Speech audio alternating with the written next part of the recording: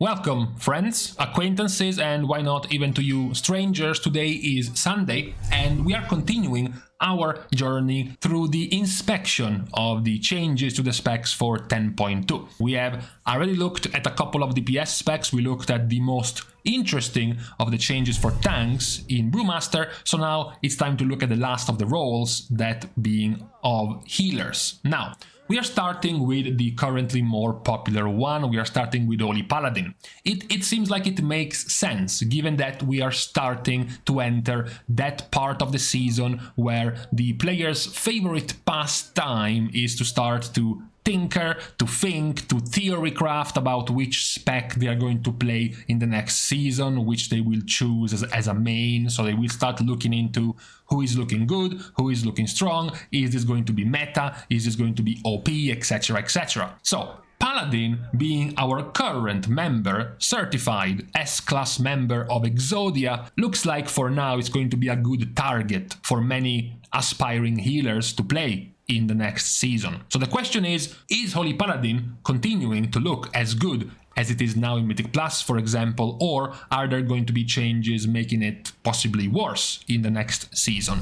Because right now, as you know, of course, in Mythic Plus, they have been the S tier healer for quite a few months now in this season. In the raid, it wasn't that good. 10.1 started with Holy Paladin being an average healer, and then the disaster of 10.1.5 happened. The rework hit, and Holy Paladin was basically just a cut above all of the other healers. They had to go through quite a few weeks of continuous nerfs down to where we are now in 10.1.7, where Holy Paladin went back to being an average-ish healer. So most of the interest right now for Holy Paladin lays in their power in Mythic Plus, more so than the one in the raid.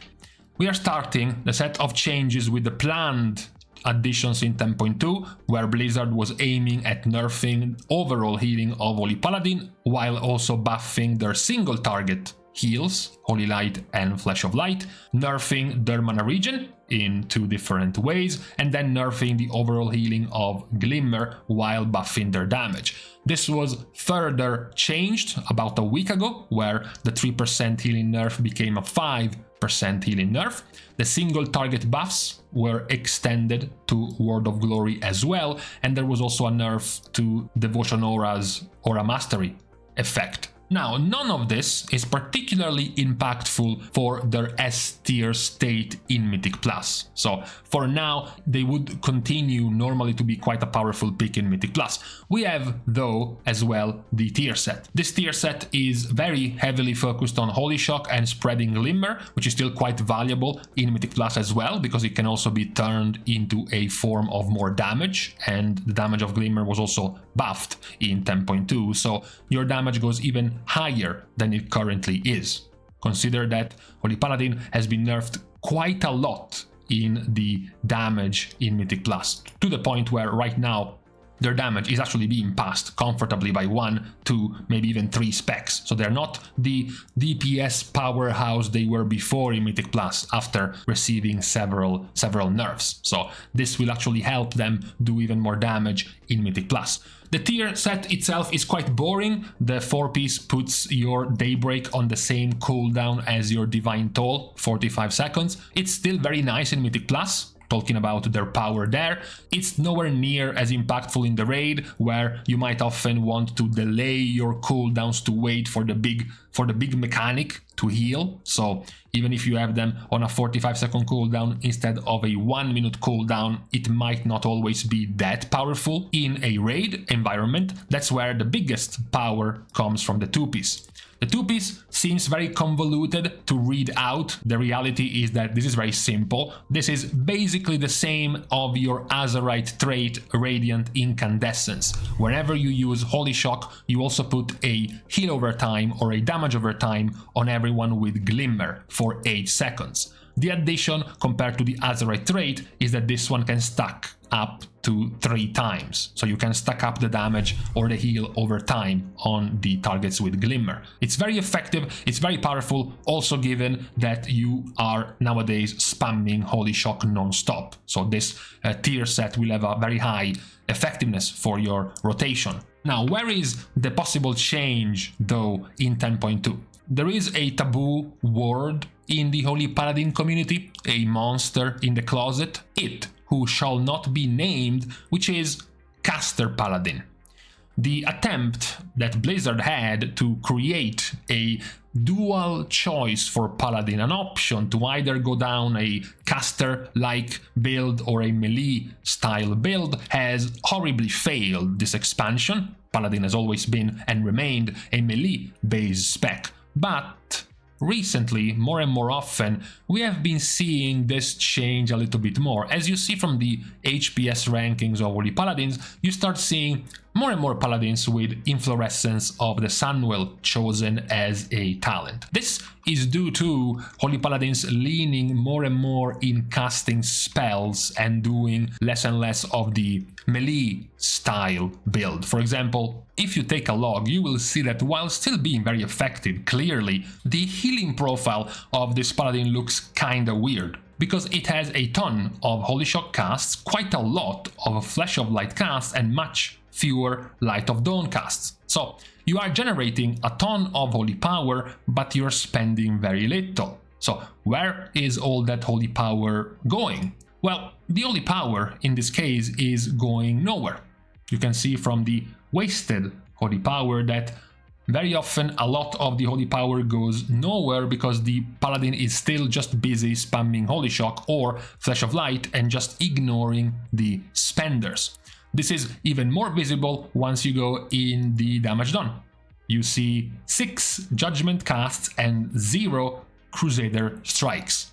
So the Paladin is now spending its time not in melee range anymore, but casting Flash of Light instead. And as you can see here, it can work quite well in terms of playstyle. This can still be seen and visible in many other logs, not nearly as bad as this example that was the extreme, but many of the picks with Inflorescence of the Sunwell, who still use Light of Dawn quite a good amount, already highlight the massive imbalance. Look at the power of the heal. 99 casts for Holy Shock, 80 casts for Light of Dawn, and it's basically half. You can also see that the average cast is much more powerful for Holy Shock, 200,000 healing per cast of Holy Shock versus 120 for Light of Dawn. Yet, Light of Dawn is supposed to be a spender.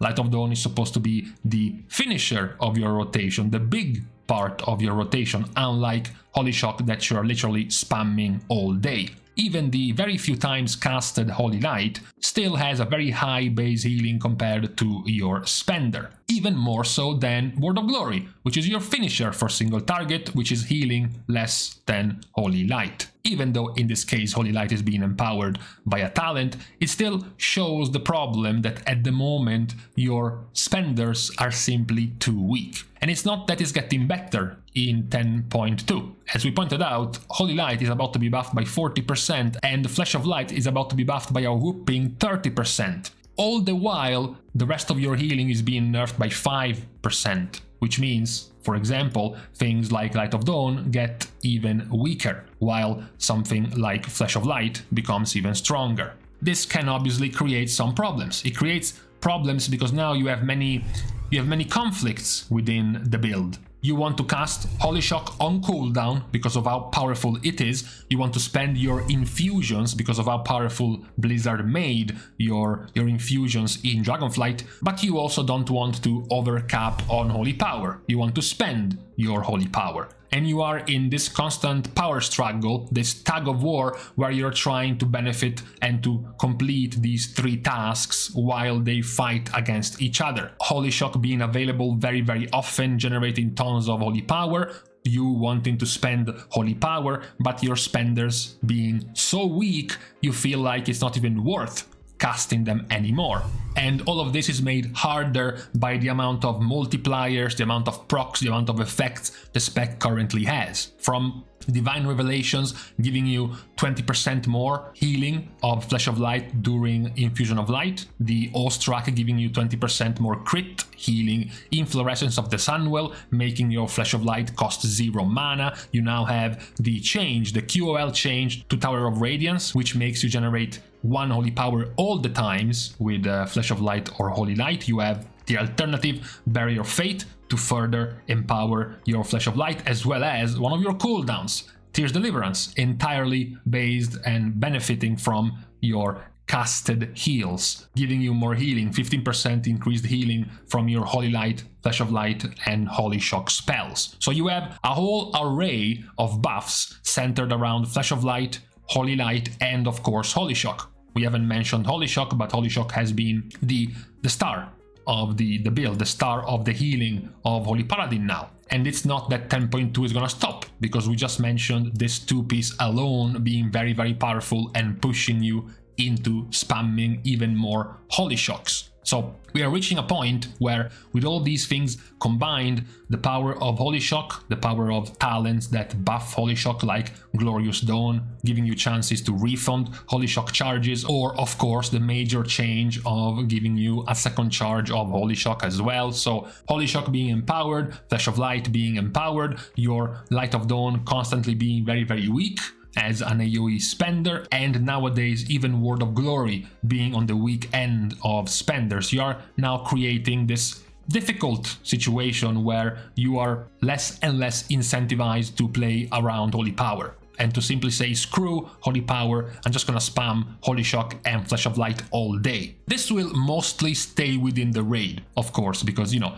once we're gonna look at the damage, there is barely any Crusader Strike cast. That's not really gonna happen in Mythic Plus, given how important damage is in Mythic Plus. You won't see Holy Paladins just ignoring Hammer of Wrath or ignoring Crusader Strike. It will likely just stick to the raid as a playstyle, where you ignore more of the damage in favor of more healing with casted spells. In Mythic Plus, you will likely continue to have more ways to do damage, especially given the downtime of not needing to constantly heal players, so you have more room to do damage. In the raid, it's where it might change significantly, drastically, your playstyle. Now, in terms of power, this might not be a bad thing. We already mentioned that if you're talking about power, Paladin in Mythic Plus is already doing fine. It's in the raid where they have been made more or less average. So a shake-up in how things go in the raid might actually help and make Holy Paladin stronger, especially with this build. Remember, Blizzard has said they want to make spot healing stronger,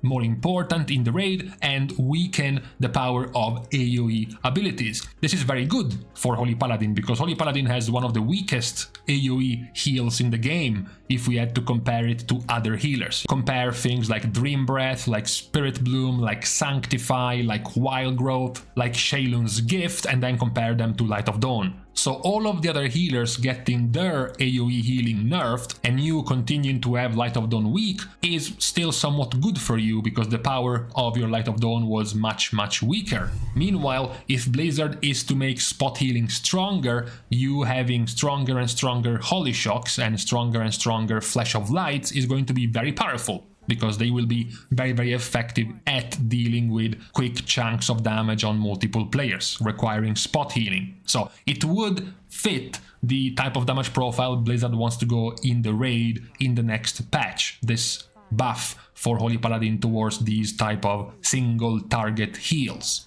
Of course, after all of this, we have the philosophical question. The question of, yeah, okay, but do you like this playstyle? Do you like abandoning melee range, for example, to being a more traditional caster? Do you like, for example, having to have way more hard casted spells around Flash of Light? For example, another one, do you like having Holy Power without that really having much of a reason to exist, because you're going to be mostly ignoring it? Does that feel, you know, good for your rotation as a Holy Paladin? That would be the other question for 10.2.